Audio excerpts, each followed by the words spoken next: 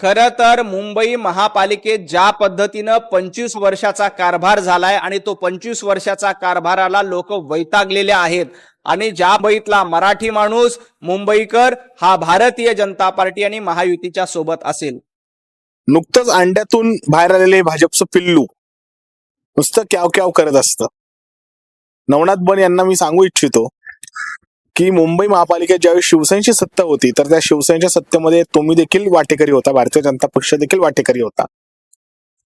त्यामुळं जर तुम्ही एखादा आरोप शिवसेनेवर करताय, उद्धव बाळासाहेब ठाकरे यांच्यावर करताय, तर लक्षात घ्या की उद्धव बाळासाहेब ठाकरे यांनी फेकलेल्या तुकड्यांवरच तुमची संघटना आजपर्यंत उभी राहिली मुंबईमध्ये.